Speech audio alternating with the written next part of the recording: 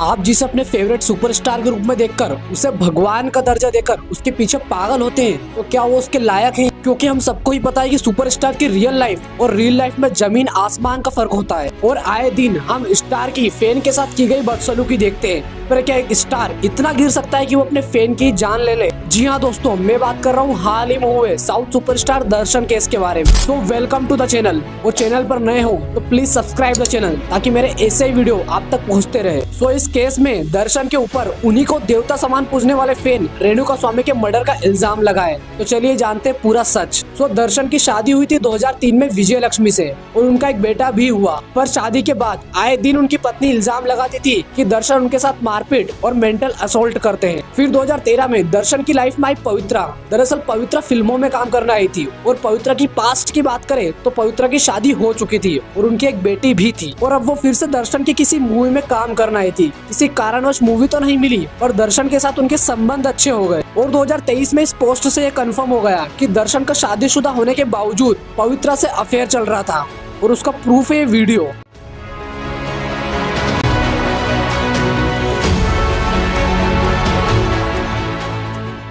इसके बाद दर्शन कई बार पवित्रा की बेटी के बर्थडे में भी जाते हुए दिखे। ये वीडियो पवित्रा ने 2023 में पोस्ट किया था और इसी का रिप्लाई देते हुए दर्शन की पत्नी विजय लक्ष्मी का रिप्लाई आता है कि ये लड़की मेरे घर को बर्बाद कर रही है। और फैन भी पवित्रा को इंस्टाग्राम पर जमकर ट्रोल कर रहे थे क्योंकि फैंस को लग रहा था कि उनके सुपरस्टार का घर इसी पवित्रा की वजह से टूटने जा रहा है। और उन्हीं फैंस में से एक था 33 साल का रेणुका स्वामी, जिसकी शादी हो चुकी थी और उसकी वाइफ प्रेग्नेंट थी, जो दर्शन को भगवान की तरह पूछता था और वो भी पवित्रा को ब्लेम करने लगा कि उसके सुपरस्टार का घर सिर्फ पवित्रा की वजह से ही टूटा है और कमेंट सेक्शन में अपमानजनक बातें भी लिखने लगा, जिस पर पवित्रा का रिप्लाई आता है कि सब वक्त बताएगा, सब वक्त बताएगा।